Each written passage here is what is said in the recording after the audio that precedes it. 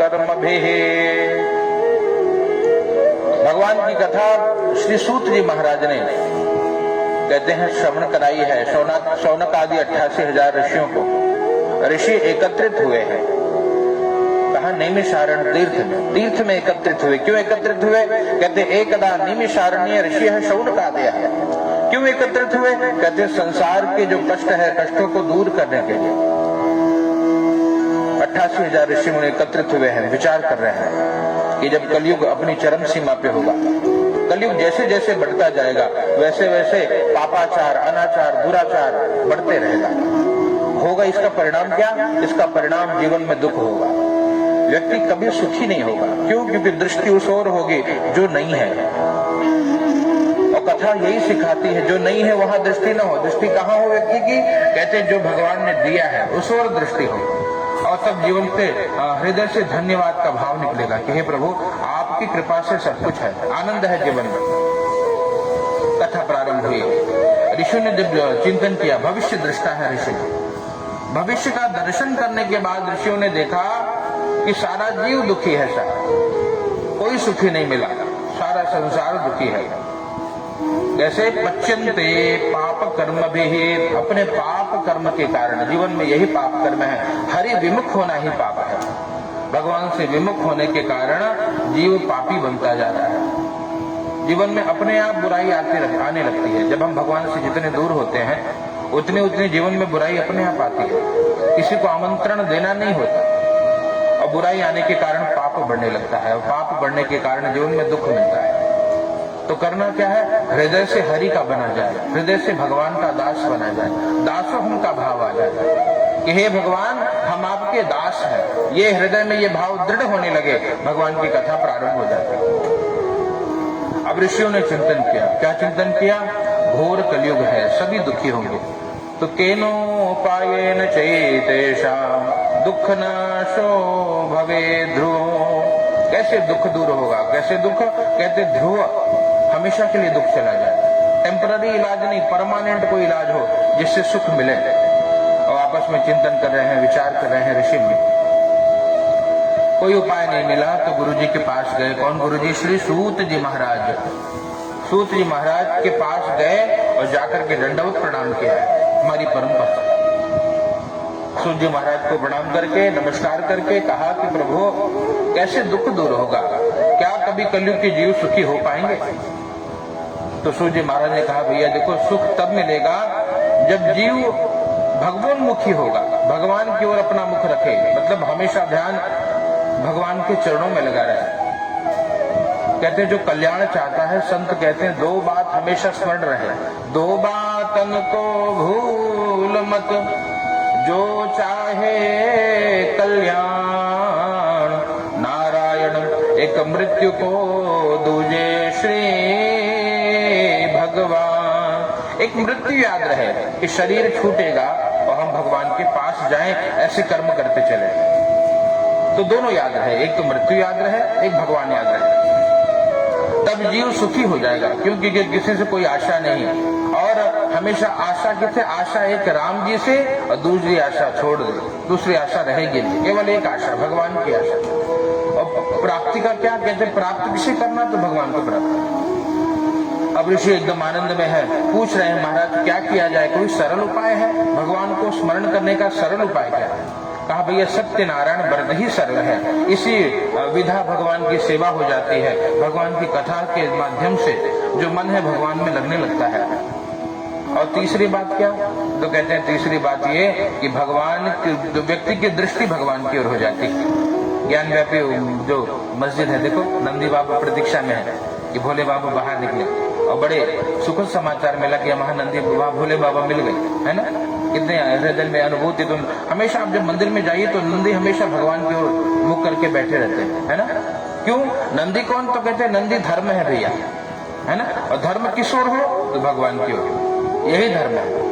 कुछ आजकल ऐसे ऐसे बाबा आ जाते हैं, बोलते नहीं भगवान भगवान कुछ नहीं करना, हमारा फोटो रखो, हमारा जप करो, हमारी माला पहनो। तो ये धर्म नहीं है। धर्म क्या? धर्म वही जो भगवान की ओर दिखाई पड़े। इसलिए नंदी बाहर बैठे थे। आप किसी भी शिव मंदिर में जाइए, नंदी बाबा और एक पैर मोड़ करके बैठे हैं, हमेशा शिव जी का दर्शन कर रहे हैं। तो नंदी धर्म का प्रतीक है। धर्म कैसा हो? तो कहते हैं धर्म हमेशा भगवान की ओर मुख होना चाहिए। वही धर्म है जो भगवान की ओर ले जाएगा। इसलिए मंदिर के बाहर नंदी है। तो मंदिर में जाकर के कुछ प्रेरणा भी लेनी होती है। मंदिर में हम जाते हैं, भगवान को देखते हैं, दर्शन करते हैं, है ना। और दर्शन कैसे करिए? भगवान का स्वरूप देखिए, और देखने के बाद लोग, आपने देखा होगा कई बार लोग आंख बंद कर लेते हैं, है ना। आंख बंद कर ले। क्यों आंख बंद करना भैया? तो ये दर्शन की ये विधा है। आप जाइए, जी भर के अपने ठाकुर को निहारिए, अपने इष्ट को निहारिए, जो आपको प्रिय लगते हैं। आंख से देखा और बंद करके हृदय में ला लिया, यहाँ देखना शुरू किया। वो जो बाहर है ना, वो अंदर बैठ जाए, और यही तब जीवन सफल हो जाए, है ना। ये दर्शन की विधा है। तो कथा प्रारंभ है। तो दर्शन इस प्रकार है कि हमेशा जाइए तो हृदय में ठाकुर जी को बैठाइए। हनुमान चालीसा में अंत में गोस्वामी तुलसीदास जी महाराज लिखते हैं कि राम लखन सीता सहित हृदय बसों सुरभूप। हे भगवान, आप आकर, हे हनुमान जी महाराज अकेले भी मत आइए। किसके साथ आइए? तो राम लखन सीता सहित। हनुमान जी गुरु हैं, इसलिए अंत में लिखे हैं जय जय जय हनुमान गोसाई और कृपा करहु गुरुदेव की, है ना। अब हनुमान जी जैसा अगर गुरु मिल जाए तो भगवान तो दूर नहीं है। फिर भी भगवान तो राम दुआरे तुम रखवारे, होत न आज्ञा बिनु पैसारे। पैसारे मतलब एंट्री कब मिलेगी? जब आज्ञा देंगे हनुमान जी कि जाओ भैया मिल लो। जब आप, जैसे अभी नीचे हम आए बिल्डिंग में आके, तो वॉचमैन अगर एंट्री नहीं देगा तो हम ऊपर जा नहीं सकते। वो बोलेगा नहीं नहीं रुको रुको, एंट्री करो, देखो क्या नाम पता तुम्हारा है, तो नाम पता मोबाइल नंबर कुल लेगा, तब बोलेगा जाओ ऊपर। ऐसे हनुमान जी हैं, बाहर एकदम खड़े रहते हैं। मंदिर में जाइए और बाहर खड़े होकर क्या, हनुमान जी से जब आप अनुमति लोगे कि जाऊं भगवान का दर्शन करो, और वो जब वो परमिशन दे देंगे तब जाकर के राम जी का दर्शन मिलेगा। इसीलिए जीवन में गुरु चाहिए। गुरु बिन भव निधि। और गुरु भी कौन? जो संसार दे, वो गुरु नहीं, जो बोले भैया छोड़ दो बाबा, क्या करो? भजन। एकदम आनंद में रहो, हर क्षण को जो मुस्कुरा करके जी ले रहा है वही तो सफल है साहब। बाकी संसार में जितना भी संसार मिल जाए, जीव दुखी ही है। और अपना क्या, जितना हमने हंसकर समय बिता लिया, जितना हम आनंदित रहे जीवन में, वो समय हमारा हो गया। बाकी दुखी जीव कहते भैया वो किसी का नहीं होता, है ना। वो अपने पति पत्नी भी एक दूसरे का चेहरा नहीं देखना चाहेगा, दुखी रहे और मुस्कुराते रहे। तो बोले नहीं नहीं नहीं, तुम अगर साथ देने का वादा करो तो क्या है आगे, तो गीत है ना, मैं यूं ही मस्त नगमे सुनाता रहा, है ना। ये प्रेम की पंक्तियां हैं हमारे यहाँ शास्त्र। प्रेम का भी एक शास्त्र है। और प्रेम कौन? तो कहते हैं प्रेम परमात्मा है भैया। जिसने प्रेम को जान लिया तो भगवान को जान लिया, फिर हर जीव से प्रेम करेगा, है ना। एक से नहीं करे, सबसे प्रेम होगा। सब तो अपने हैं, सब में हमारे भगवान, है ना। तब प्रेम की विशुद्ध अवस्था प्रारंभ होगी और तब जीव वो पा जाएगा जो पाने आया है। तो कथा ऐसे ही प्रारंभ हुई है। अब यहाँ पे सूर्य महाराज को कहा कि प्रभु क्या किया जाए, जीवन में सुखी कैसे हुआ जाए, कोई उपाय? क्या संसार सुख देगा? तो सूर्य महाराज ने कहा नहीं भैया, संसार कभी सुख नहीं देगा। संसार में तो तृष्णाएं बढ़ती जाएंगी। आप साइकिल से यात्रा करो तो मन करे नहीं नहीं, एक छोटी सी बाइक मिल जाती, भगवान इतनी दे दो, वो मिल जाए। बोले नहीं नहीं भगवान अभी अधूरा है, थोड़ी फैमिली बड़ी हो रही है, छोटी सी कार दिला दोगे बस, धन्यवाद। छोटी सी कार आ जाएगी 4 सीटर। बोले नहीं नहीं 4-5 सीटर में न चले भगवान, अभी थोड़ी लग्जरी होना चाहिए, एसी उसी रहे, आनंद रहे, छोटी कार बनवा लो भगवान, वो भी दे दे। बोले नहीं नहीं नहीं, अब मर्सिडीज होनी चाहिए। यात्रा तो भैया ऐसी शुरू होती है, मर्सिडीज से लंडौनी की यात्रा शुरू है, समाप्त होती नहीं है। छोटी कोठी से लेकर के 10 बाई 10 से लेकर के वो बड़ा महल भी बन जाए तो भी जीव तृप्त नहीं होता। फिर कहता है महल एक जगह नहीं होना चाहिए, गांव में भी सेम ऐसे ही चाहिए भगवान, एक बार कृपा करो भगवान, है। और गांव में भी महल हो जाए तो बोले नहीं हर स्टेट में एक महल होना चाहिए, हम जाएंगे तो रुकेंगे किधर। तो ये जीव की यात्रा, कभी जीव सुखी नहीं हो पाया। और कौन सुखी है? कहते वही जीव सुखी है जिसने भगवान का सहारा ले लिया, जिसने भगवान को अपना मान लिया। कथा संक्षेप में श्रवण करिए।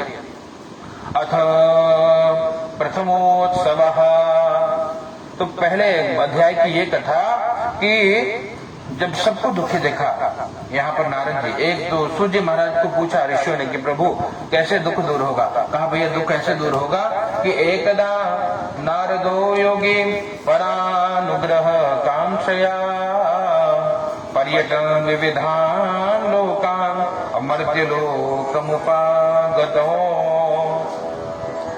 तो नारद जी बड़े आनंद से, बड़े प्रेम से नारद जी अनेक लोगों में भ्रमण करने निकले। एक दिन नारद जी के मन में विचार आया कि चलो भैया जो दुखी जीव हैं उनको सुख दिया जाए, कोई तो सुखी मिल जाए।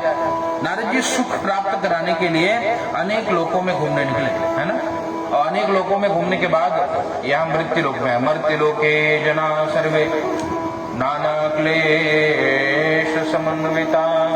सभी लोक में सभी जीव सुखी, लेकिन मृत्यु लोक में सभी दुखी हैं, कोई सुखी नहीं मिला। जितने को देखा सब दुखी है। नारद जी ने कहा, सोचा कि भैया इनका दुख दूर करना चाहिए। साधु तो वही है जो दुख दूर करे। साधु कौन? कहते भैया जो परहित के लिए जीवन जीता है, अपने शरीर के माध्यम से जितना हो जगत का हित होता रहे, जगत के हित के भाव से कर्म करिए। अब बाकी हित होगा ना होगा ये तो राम जी की मर्जी है, वो जब चाहेंगे तब जाके कल्याण होगा। लेकिन अपना भाव क्या हो कि हमारे माध्यम से या हमारी ओर से किसी को कष्ट न पहुंचे, प्रयास ये हो। तो नारद जी अनेक लोगों में भ्रमण कर रहे हैं, मृत्यु लोक में दुखी देखा। नारद जी तुरंत भगवान के पास गए। तत्र श्री वैकुंठम तदागमत। वैकुंठ लोक में गए हैं श्री नारद जी। वैकुंठ लोक में जाने के बाद श्री नारद जी ने भगवान का दर्शन किया। और दर्शन किया, तत्र नारायणं देव शुक्ल वर्णम चतुर्भुजम शंख चक्र गदा पद्म वनमाला विभूषितम्। कैसे भगवान है? आप देखो भगवान का दर्शन करिए, है ना। क्या है भगवान? शंख लिया हाथ में, शंख चक्र गदा और पद्म और वनमाला। देखिए गले में एक माला है, वनमाला मतलब वन के पुष्पों से बनाई हुई माला, वनमाला। वनमाला विभूषितम। और तब देखा दृष्टवा तम देव देवेशम। और देखने के बाद क्या करना चाहिए? तो ये नारद जी सिखा रहे हैं कि देखिए ना, केवल कुछ स्तुति भी करिए। दृष्टवा तम देव देवेशम, और तब स्तोतुम समुप चक्र में, है ना। तब स्तुति करने लगे भगवान की, बहुत प्यारी स्तुति। नमो वां मनसातीत रूपायानंद शक्तये आदि मध्यांत हीयाय निर्गुणाय गुणात्मने सर्वेषां आदिभूताय भक्त्यानां आर्तिनाशने। भक्त्यानां आर्तिनाशने। क्या कहा? भगवान आप वाणी से, मन से परे स्वरूप वाले हो। आप निर्गुण निराकार भी हो और आप सगुण साकार भी हो, है ना। भगवान निर्गुण भी है और भगवान सगुण भी है। जिस रूप में भगवान का भजन किया जाए, भगवान उस रूप में है। तो इसलिए भगवान को कहीं विशेष ढूंढना नहीं है। कहते मुंह को कहाँ ढूंढे रे बंदे।